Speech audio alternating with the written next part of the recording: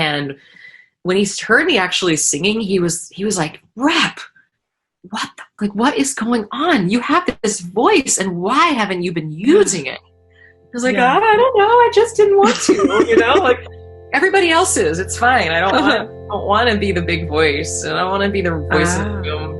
I just didn't. Maybe it was I didn't want that attention. Maybe I just didn't want to be another girl with a guitar.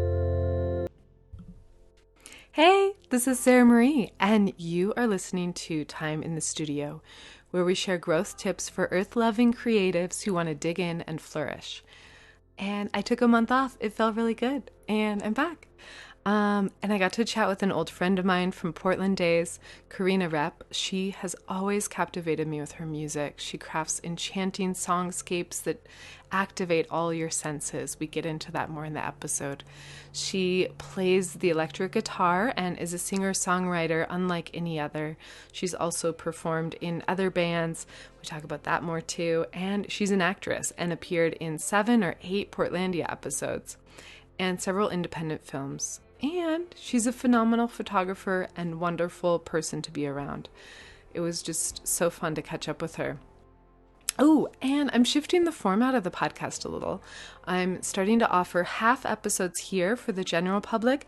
And then if you want to join the inner circle for sparkly bonuses like handouts and stuff that I make and notes about creating your own creative business and writing prompts and creative prompts and recipes and stuff, playlists, and to hear the full conversation, you can join Patreon at patreon.com. You can hear the full unedited version. It includes behind the scenes chats. We talk about love and money, and there's a special tarot reading for Ms. Rep that was really fun. And I thought it'd just be nice to offer 2 options: condensed wisdom for all, and then a full-length episode for those who can't get enough. So if you want to join, again, that's at patreon.com/timeinthestudio. Really fun option there. This episode is full of so much inspiration either way. You will hear about how to write a song and how the pandemic has led to learning a lot of new things, and how to turn a bedroom into a recording studio.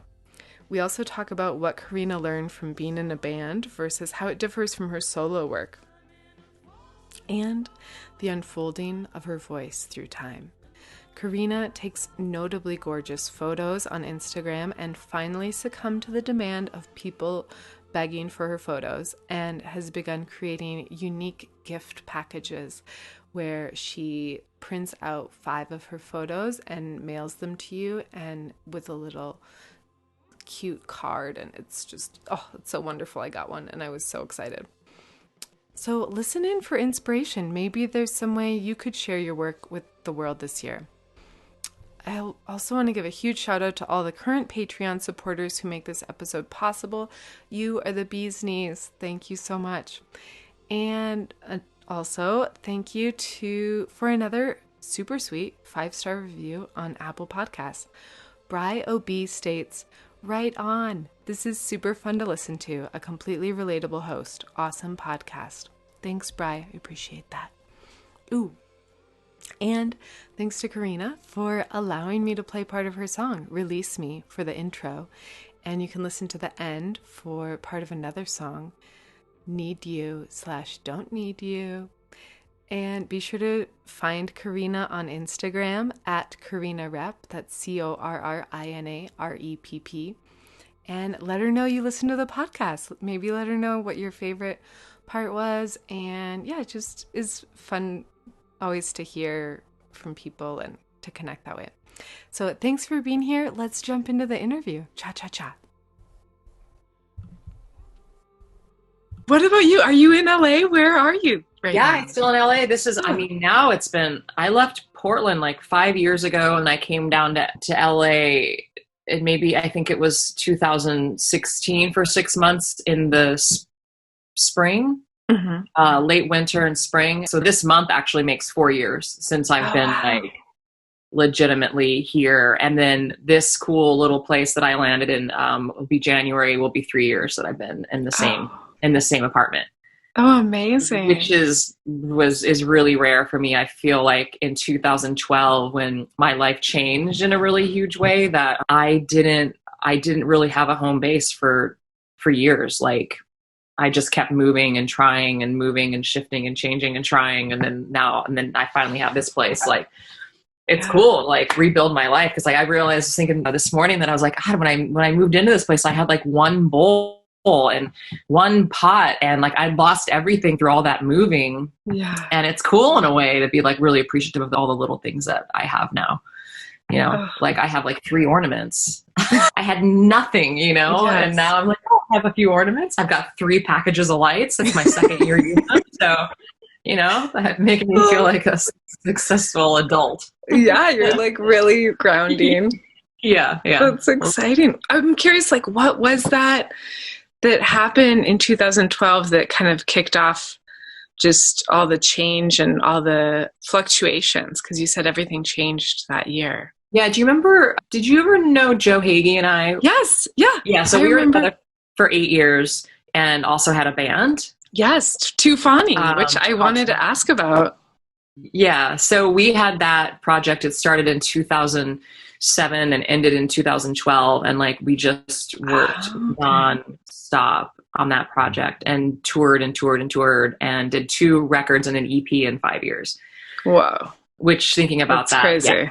Yeah, that's a lot. Then the band and the relationship ended at kind of around the same time in the late summer, early fall of 2012. And then that was when, my whole life changed. And that was it's crazy that it was 8 years ago now. Yeah. I feel like such a different person, but then kind of not at the same time, you know. I obviously feel better. Things are a little weirder, you know, but yeah. So when that happened, I kept trying to find my footing again. So yeah. Cool. Well, thanks for having me. Oh my gosh, yeah. And I just love everything I've loved your music forever. And I'm so glad you're doing your thing. Yeah. I don't have a choice, really. I remember watching this ballet documentary, and this one girl was like, it was a chorus line documentary, the most recent chorus line. And this girl was like, I didn't create anything to fall back on because I didn't want to fall back. Yeah. I wanted to like stay true to myself and my passions and my endeavors and not fall back on anything. And part of me is like, so tired of being stressed out about money. There's a point in life where it's just not funny anymore. I totally feel that. I was working, and when I was in Portland, I was always doing whatever odd job. Like I was the queen of odd jobs because everyone knew, let's ask Karina to do this. Like the list is long. Shit I did in Portland. Mm-hmm. If someone really asked me to like lay it out in a resume, all the things that I've done, I'd be like, wow, not bad. But it got to a point where like I would have like 7 jobs I'd be going to, you know, in a week. Like one would get, you know, pay me this, and one I'd do this little project and this little project. But ultimately I've been a food server. Like I'm a waitress. That's what I've always done. But I was furloughed in March until the second week of October. And then I went back to work serving for 5 weeks, and then lockdown happened again. Oh my God. So, yeah. Good things will fall into place. But yeah, I think so too. I think part of me is just like, I don't see why not. Yeah. At this point, after doing this for so long and working so hard and I just still try to really believe in it. Not to be a fool, but to really just know that after a certain level of dedication for however many years, that something will happen for me that will allow me to keep doing it and in a way that feels sustainable in my life. Yeah. And, and emotionally sustainable too. Yes. Like the voiceover thing, like wanting, I took a class for that, and that's been something that I'm like, oh, that feels like a door that could open for me that makes sense for the skills that I have. Oh, I love that idea, because you have an amazing voice and you're wonderful to be around and work with. You have microphones. I know how to use a microphone. I don't know. Also the thing that just makes sense too. Oh, I love that. You were in some Portlandia episodes too, weren't you? Yeah. It's funny because I was just, I'm sure you feel the same way about this year, about the time warp. Yes. I had found I would always have like a little actual physical day planner. Mm-hmm. And I had that a lot in the 2000s into the early 2013, even up until recently. And I'm so glad that I did, because I was thumbing through one this morning and it was from 2016. Mm-hmm. And that was the last, because I was thinking about Portlandia and how it seems like it's been so long, but that was when I filmed. It was the last season being filmed, and it was the last thing that I ever shot for Portlandia was I believe in 2016, because it said like shoot Portlandia, and then there was the rap party or something like that I ended up going to. I mean, that was part of the reason I moved to LA too, was wanting to do more acting stuff. Oh, cool. Having had so much fun doing Portlandia, and Jonathan Kreisel was like, you should move to LA, you can make money doing acting. And I have still remained wildly committed to music. I do audition for commercials once in a while, but I feel like I'm the weirdo wild card that will probably never get cast in something. It seems like I would want to cast you in everything. I felt like when I lived in Portland and I would go audition for things, I didn't care. Yeah. I was like, this is funny. I'm in a room full of people with headshots that really care. Yeah. And I'd be like, this will be fun. I'm just going to show up and do this thing for, Simon Max Hill, he's the one of the main casting guys in Portland. And it was just fun. And then I moved down here, and the rooms felt different. Everything felt different. Everything felt much more intense and much more serious. And it just felt like a whole new scene for me that felt really intimidating and didn't really feel like I fit in. And so, I'd go into these auditions. I had got some callbacks and like good things that had happened. It's definitely been a good experience, but it changed actually being in LA. But I then became more nervous because it felt like it carried more weight and I needed it more. And then I stopped doing well in auditions, I feel like, because I just felt so nervous. Yeah. And I'd be like, I can walk up to a 10 top at a restaurant and like dazzle these people and I wouldn't be nervous at all. I could just look everybody in the eye and make them laugh. And then that's what I started doing in auditions, because I would get so nervous. Oh. Like, remember, you can go stand in front of 10 top. Yeah. And they don't intimidate you at all. And I would just try to remind myself that I was capable and to not be nervous and to not be freaked out. But my nerves just started getting the best of me because I started wanting it. Mm-hmm. And it was better when I was in Portland, and I'm like, nah, I don't care. I don't want it. I don't care. I'm a musician. And then when I moved to LA and it shifted, and then I started feeling really nervous, and I just didn't do as well. It's just easier to be a cool cucumber when you're like, could take it or leave it. That was really fun. I was in like 7 or 8 episodes, I think. Yeah. I loved that show, and I loved you in it. Such an awesome match. And I imagined you're going to have your own show. I kind of secretly would love to do stuff like that. Oh, like, you know what I mean? Like, I don't really think I'm like the face of a television commercial, but I'm pretty fearless when it comes to acting, that I'm the person that wants to do the like kind of weird, wild, far out thing. And I'm not afraid of that. Mm-hmm. But again, then being in LA, and it's just kind of like, I don't know where to even begin, and it feels so much more intimidating. Whereas I think if I were back in Portland, I think that it would be a different scenario for me. Yeah. Do you ever imagine going back to Portland, or it seems like LA feels like a good spot for you? I love LA, but I will not be here forever. Mm-hmm. I have to be someplace smaller. Yeah. But that's what's great about where I live, is like I live in Echo Park. Oh, cool. Really cool neighborhood. It feels very removed. I have I can see downtown when I go on my walks, and like I know that I'm in a big city, but I'm so far removed and it's so quiet. And I can drive a mile down the road and be on Sunset Boulevard, but I'm removed, and it feels like I'm in like my own tiny little town. But I do see myself someday, not necessarily Portland proper, and not that I could afford it anyway, but I just have this community that I have there that as I get older, I know I want to be around. Yeah. Like a good friend of mine, Rachel Blumberg, she used to drum in the Decemberists, and then she was like a drummer in Norfolk and Western and M Ward's band, and had her own project called Arch Cape. Now that she's back in Portland, that's a big part of me that's like, we're joking about they're buying a house and getting a little back house for me. Oh. So, I can move into the little back house and I can take care of Karina Ratma. She gets to be an old lady.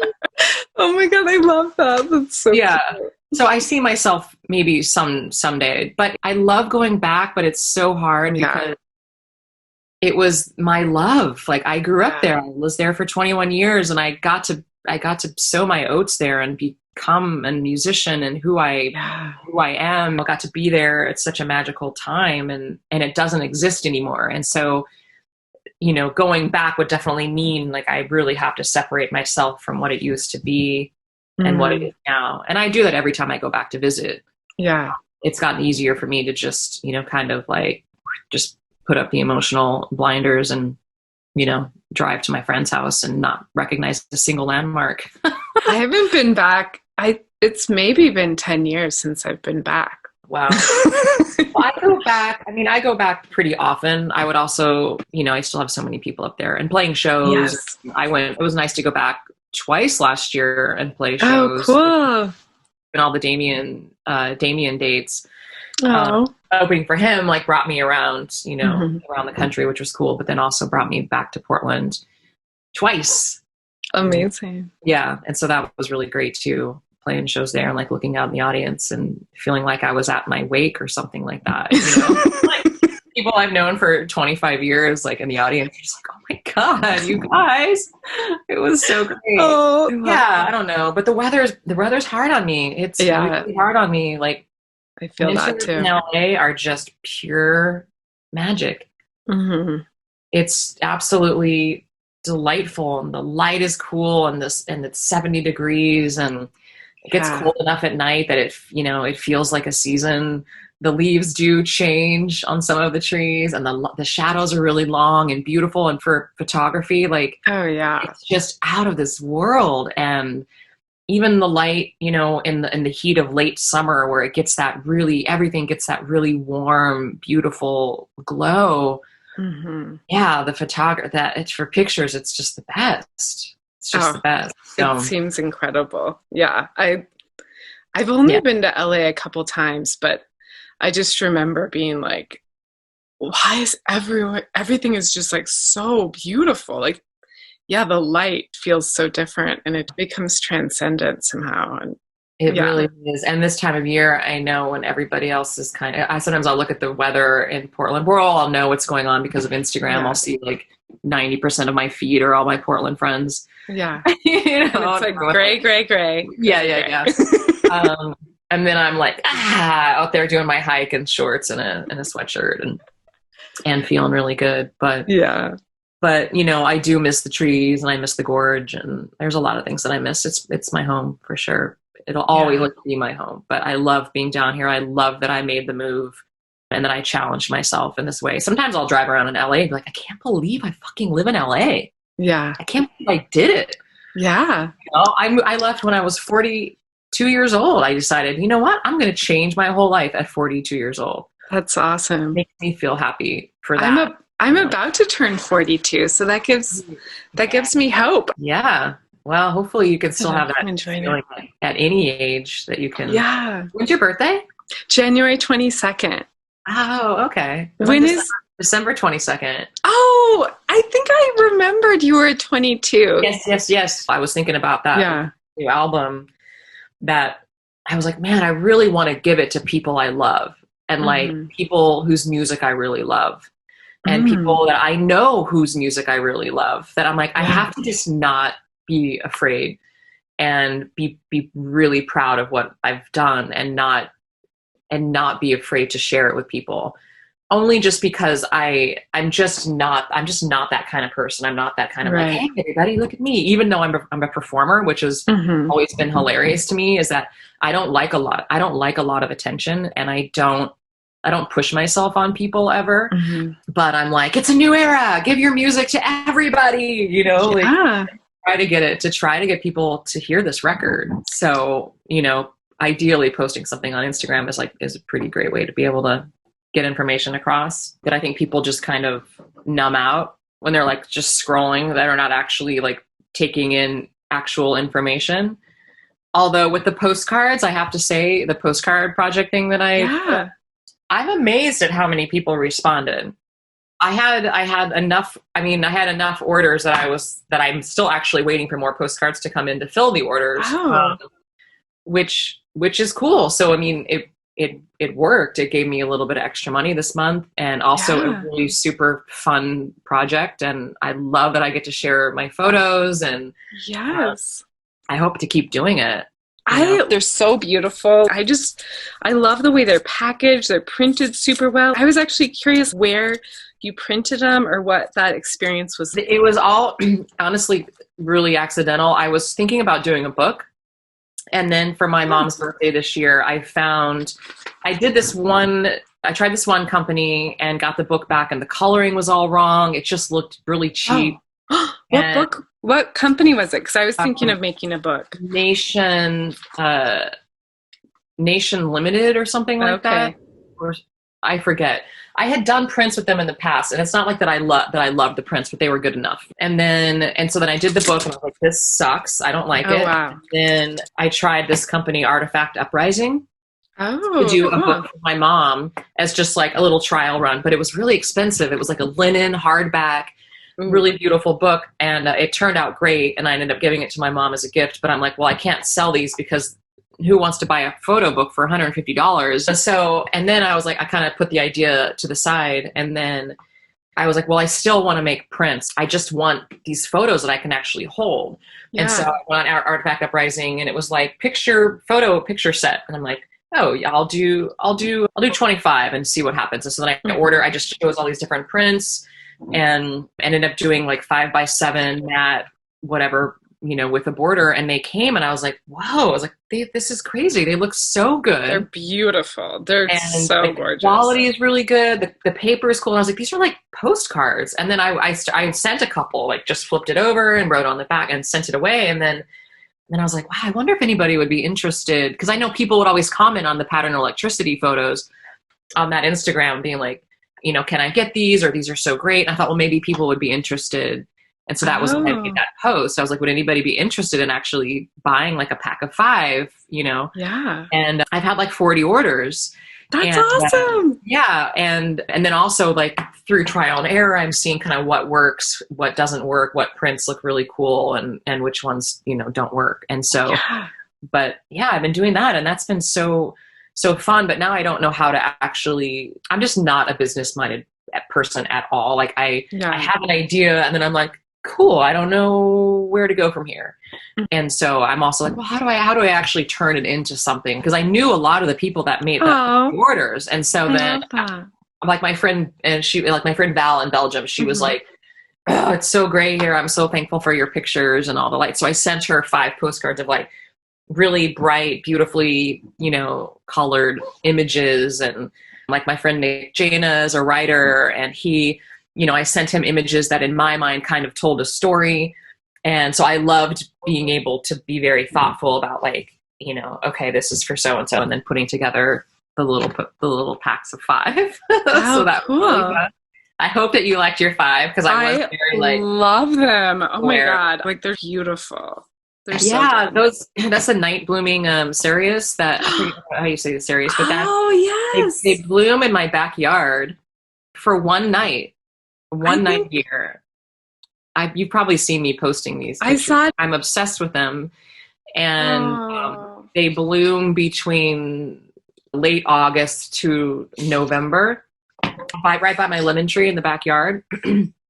And it's for one night, and they're just to die for, stunning, beautiful flowers that wait all year for this one night. And they come in batches. They'll be like, all of a sudden, you'll see 3 buds, and then they bloom. And then a week later, you'll see 2 more buds pop up, and then they'll bloom. And they kind of just decide to show up whenever. They're like little stars kind of twinkling.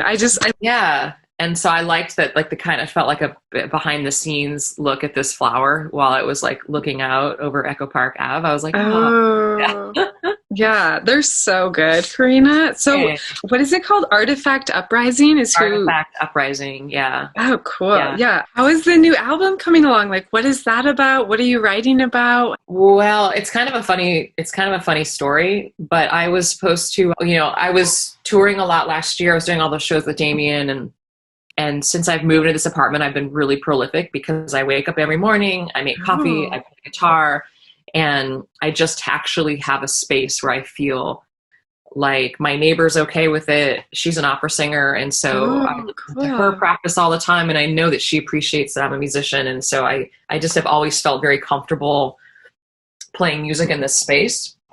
And so I had an album ready to record in this, it was supposed to be spring or summer. I was going to go up to Portland and record with a friend of mine. And then all of this happened. And I started talking to my friend. And he's like, well, look, since you're not obviously not going to come up, he's like, why don't you try to do it yourself? And, Ooh.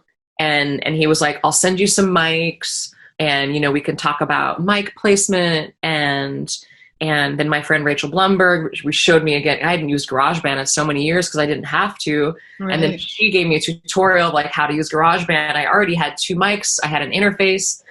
And the next thing I know, I'm getting myself set up to record myself.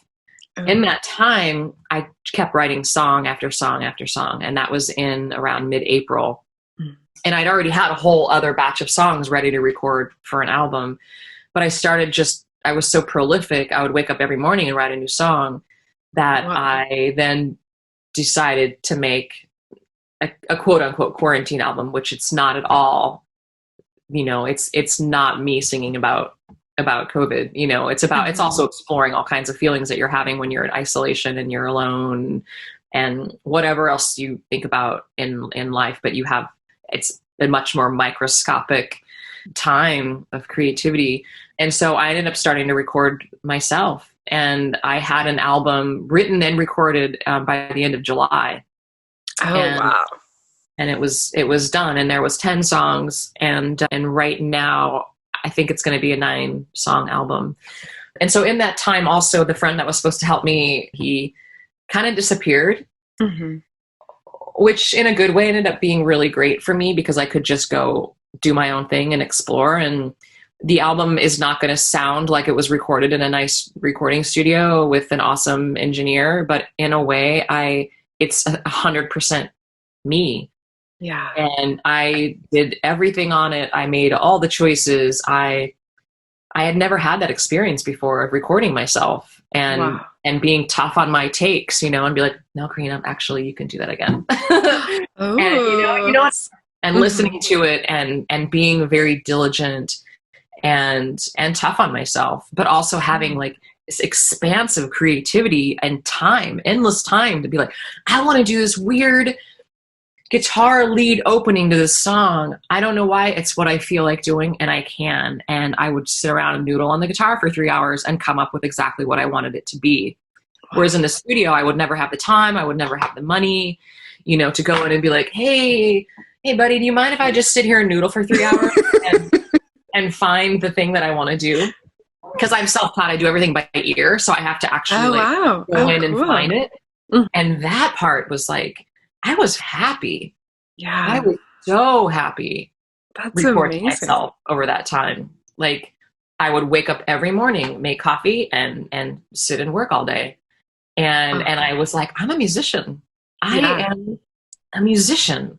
This is so great to not have a day job. Yeah. I was stoked. And then I finished the album and I kept waiting on the same friend to mix it.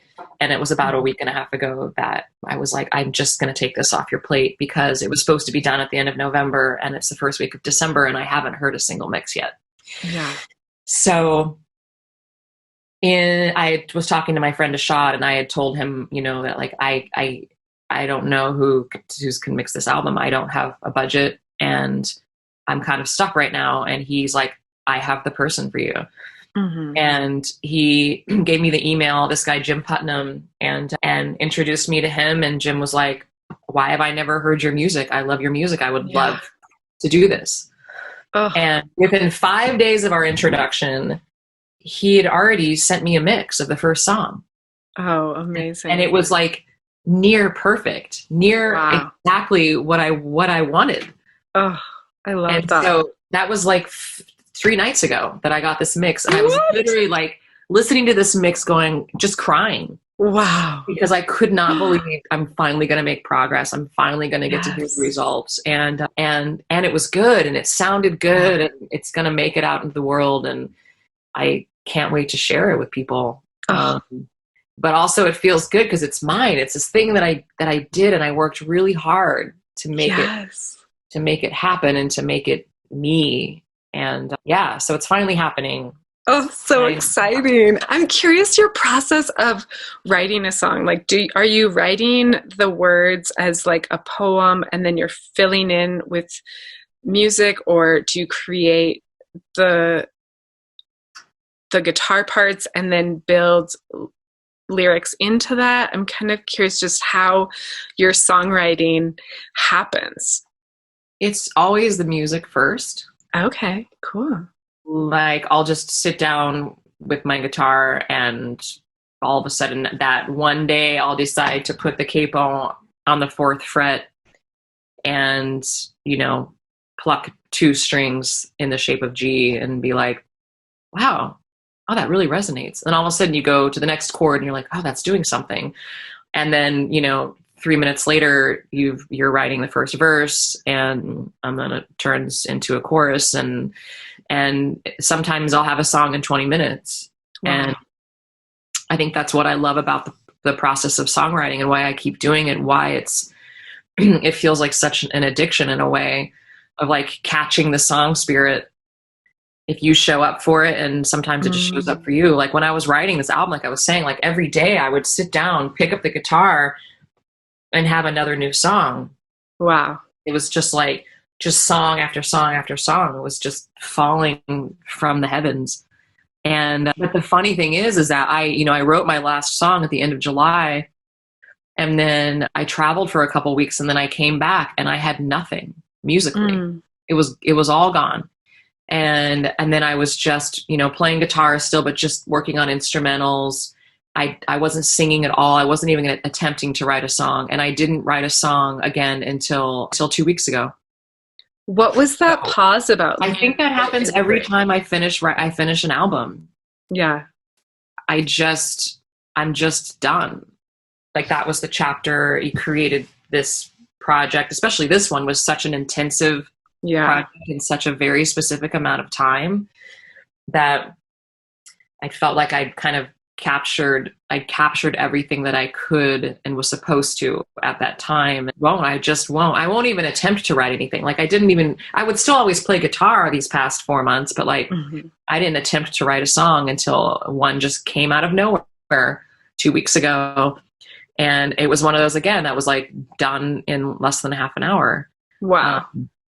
And then I had this new song. So I don't know. That's amazing. It's one of the things I love about it. And you'll listen to songwriting. I mean, it was funny.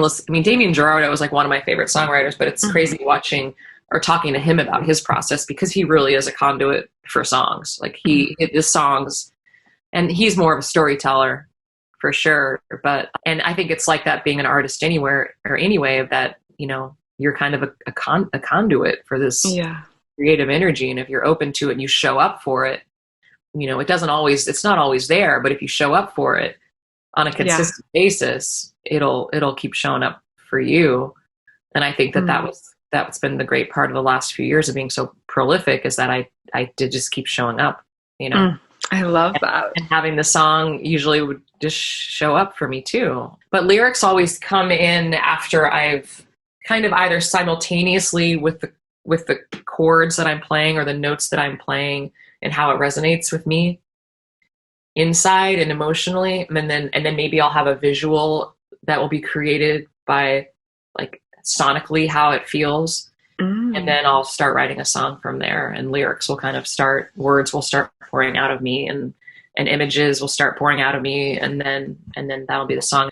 I can feel how that happens. When I got to see you perform in Denver with Damien, I guess that must have been last November or something, but there's just these visuals that come in as I hear you your songs have a very visual element to them. I can't remember what that's called, like synesthesia, when like a sound is like a color, is like a number. Like there's like ways that our senses kind of blend or overlap. And I feel like there's something that happens somehow with your music, where it's like listening to your music brings up visuals and other senses are activated through your music somehow. I don't know why that is for me when I do it. I mean, I feel I really do attach visuals to my music. Whenever I'm even writing the song, I'll literally even just like close my eyes and bring myself into this scene or to this scenario and be able to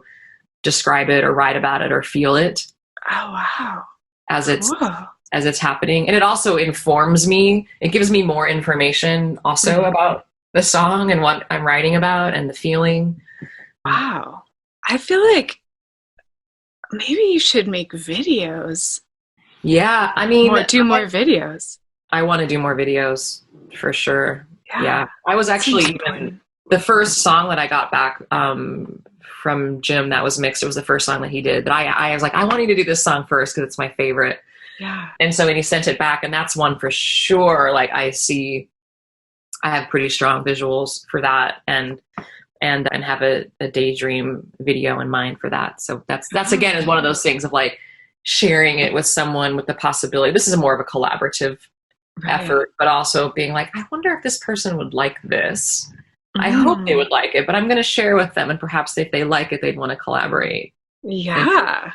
So that would definitely be something that I want to do with this album for sure. Is do videos. I want to be able to pay people for their work, and that's the weirdest thing about the music industry, or just even the arts in general. Like it's like you should be grateful that you're on a playlist on Spotify, even though you're never going to see a penny. It's kind of crazy to me. Like I actually wanted to ask you about like, how can we restructure the music industry so that musicians can get paid? I don't know. There just basically everything just needs to be like blown up and crumble to pieces and restructure, because it's not working for the artists. People can listen to music for free, anyone's music in the world for free. So I just think there needs to be like either a major lawsuit or someone at the top needs to speak up and be like, this is actually wrong and we can do better. I don't know if that'll ever happen. I mean, people in a position of power, the people who have the power need to speak up and help facilitate that change, because it needs to happen. It's not sustainable. Although, there's more music out there than ever, and nothing's stopping anyone from, putting their music up on streaming platforms. We're all still doing it because we want to hear it. That's the ultimate goal, for someone in my position. Like, of course I want people to hear it, but, it would be nice to get paid a little bit of money too. There are ways to support artists, and there are other ways to get people's music. I think it is Bandcamp actually. Yeah. They've been doing that where they'll waive their fees on Friday. So artists will get 100% of the profits from the sale of, CDs or vinyl. Oh, that's cool. And so, it is also up to us to be like, well, instead of listening to this album for free on Spotify, I could actually go buy it for $12 directly from this person's Bandcamp and listen to it that way. So, there are other options. So I just remain in charge of what I can be in charge of. Yeah. And be in the present moment. I think that's actually a brilliant place to be, because it's just best for me to keep my eye on the prize and focus on what I know and what I have control over, which is making the stuff. Yeah. I love that. I'm curious, just thinking of like working with other people. I'm just kind of curious, you're looking back at your work over the years. Like, I know you did so much beautiful solo work and worked with other bands, and then you were in Tufawning, and you were touring all over the US and Europe. And and now you're doing more solo work again. I'm curious what working with other people, how that's different versus doing it on your own, like how that feels different and what you've maybe learned from those collaborations that you bring into your solo work now. Mm-hmm. I think the beginning stages of being a solo performer, because that's where I started from, was just me and my guitar, and I would do open mics. And then I really found a lot of bizarre joy on, getting on stage by myself and quieting a room and sharing my songs in that way. It was very emotionally powerful for me to connect with people in that way. And it got to a place where I just felt like I had kind of reached my peak in terms of what I was learning and able to communicate. And it felt increasingly vulnerable for me to get on stage alone and to kind of make a room be quiet. And not all the time, of course. You still have those obviously traumatic memories of having to sing through a bar crowd. And then I was working on this album in 2006, and I met Joe, and he was playing in 31 Knots. Did you ever see those guys? Yeah. Oh my gosh, they were amazing. So I just was Joe and I met when I was just finishing this 2006 album, and so it was like the solo record. I think he was just putting out and finishing this 31 Knots album, and we just kind of naturally, I would go in and, I think I would go into the studio. He came in and helped me in the studio on the 2006 record, The Absent and the Distant. And then I would go into the studio and sing on 31 Knots stuff. And he loved my voice. And I obviously loved what he was doing. And he's an insane musician. Mm-hmm. And then we both kind of finished our respective projects at around the same time, and I got invited to do this European tour solo, and I invited him along to kind of back me up on some songs, and that was when we started playing together, and that was around 2006 2007, and kind of very quickly we became Tufani. Mm-hmm. And we knew that we didn't want to do the ordinary 4-piece rock band. We didn't want to do the bass, drums, guitar kind of thing. And so we were trying to think of multi-instrumentalists that we knew would be a good fit. And so that's when we invited both Liza and Toussaint into that project, because Liza played keys and violin, and Toussaint played the horn and, percussion. And that was kind of when we became Tufani. And for the most part, and, especially in the beginning, it was just Joe and I writing songs, and they came into it. And then I think for that last album, 2012 album, A Monument, we were spending more time together in the rehearsal space, working out parts and stuff like that. I loved that time because I was able to explore not being just a songwriter. Yeah. I really felt like I was able to explore being a musician. And, then Joe and I started living together, and he had a drum kit in the basement. That was the drummer from 31 Knots. And he'd leave it in the basement. Uh-huh. And so then Joe would start playing it. And then one day I just sat down on the kit and started playing.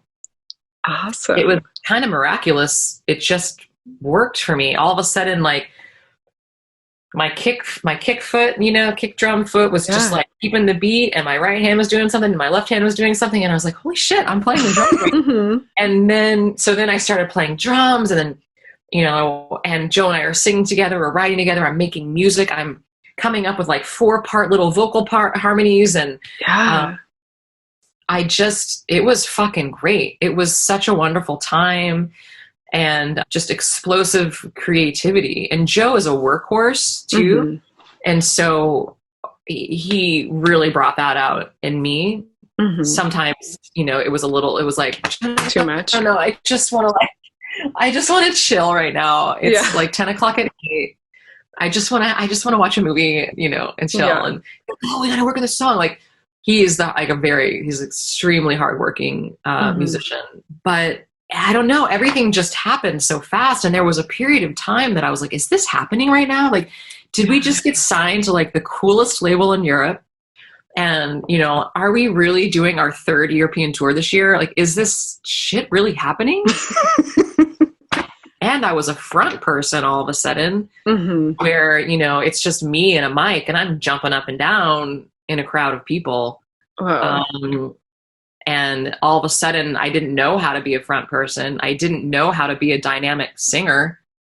And I was really kind of thrust into a very quick education of how to be a rock and roller.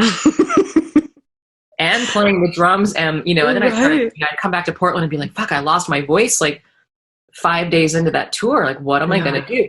And so I started taking voice lessons. Oh, cool. I can't keep losing my voice. I'd go to the merch table every night after a show and talk to people all night. And then playing drums, I would lose my breath very quickly. So all of a sudden I'm like, I had to learn all these new skills about how to kind of be this new kind of musician that I wasn't before. And so in that way, looking back on it, it was a very intensive, like 5-year master's program at how to be a front person in a rock and roll band. That's amazing. Do you feel like, I imagine that sounds just like so all encompassing and just such a rich experience. Do you feel like it transformed your solo work and the way that you interpreted your own, like, creating music as a solo person?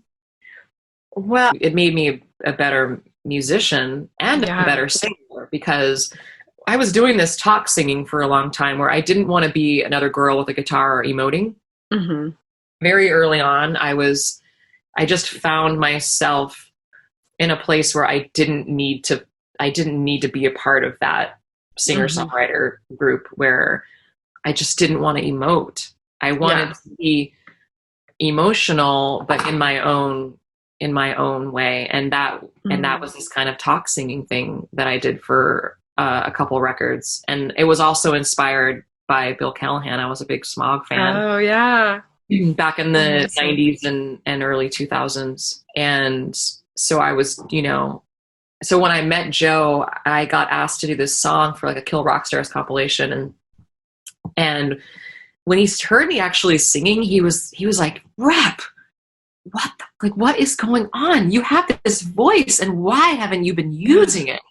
I was like, I don't know. I just didn't want to, like everybody else is. It's fine. I don't want to be the big voice. And I don't want to be the voice of the room. I just didn't. Maybe it was I didn't want that attention. Maybe I just didn't want to be another girl with a guitar. I don't know. I had a lot of hang-ups about it until I met Joe, and he really pushed me to really use my voice. And so I'd have to say also from that too, really learning that I had this voice and this range and this kind of operatic thing that I tapped into. And I learned a lot of things from it. But when the band broke up in 2012, I didn't play music for a year after that. I was I was exhausted, but I was also pretty gutted that project and the relationship had kind of come to an end at the same time. But it was an incredible time. Yeah. So I still I obviously still think about it. It was such a whirlwind, Yeah. It sounds incredible.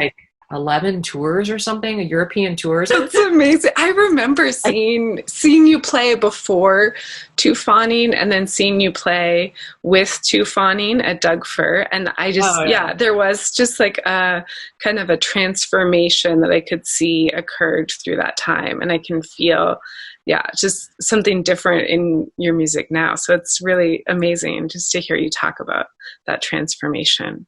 Yeah, it was mostly, a big part of it was Joe. Just, our personal relationship was very challenging. Mm-hmm. We're two very passionate, fiery people, but I do feel like, we were brought together to really challenge each other. I feel like I kind of like pulled him back in because he just is out. He would just be out there and more and more and more. I'd be like, no, let's bring it back and make it a little less. And he would be like, hey, push me out there and you should try this and explore that and do that. And so I feel like in a way we kind of met each other in the middle and had a really pretty decent creative balance. And I just listened to some old Two Fawning stuff a few weeks ago and was still just like, man, that was a good song. Yeah. We did some cool stuff. And I'm really proud of that time. But I think I saw some photos recently of myself and I was like, wow, it doesn't even look doesn't even look like me. It was challenging to get on stage alone again, but I feel like I had become a much better musician and singer. So I had, it just felt like it just opened it up for me as a solo performer. And I still feel that way now. You know, when I was doing all those shows last year, I just have become a better solo performer. Yeah.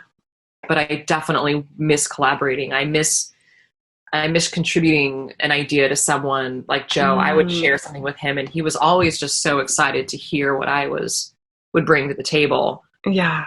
And he always so instinctively always brought something back to me that I always fell in love with. We had a very, we had a lot of mutual respect for each other creatively and really encouraged each other and pushed each other. So I do miss that part of collaborating.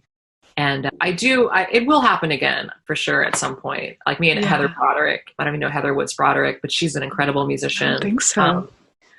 She lives close by now. She's from Portland, but cool. But we've definitely talked about working on stuff together. Just because I think we both really respect and admire each other's stuff, but for the same reason that she's a solo performer too. That we're like, ooh, let's see, like, what happens? What we could come up with. So.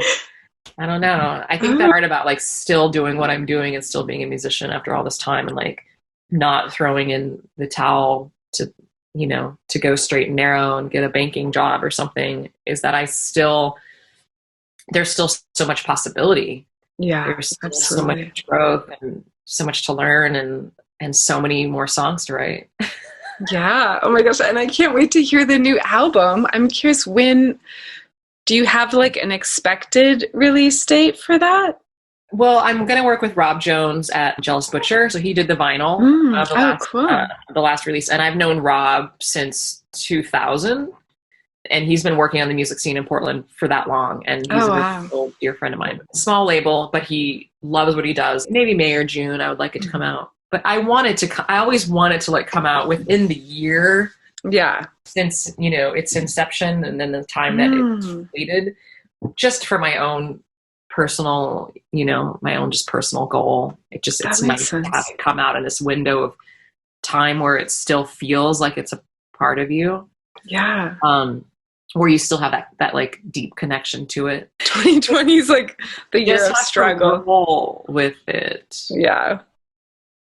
I learned so much. I mean, obviously, just as an aging person, I think that's the biggest quality you can learn about getting older is just letting go and just being cool, because you're not always going to get what you want, and obviously, you're going to be filled with a lot of disappointment, and you'll be a much happier person if you set yourself up with the tools to limit expectations.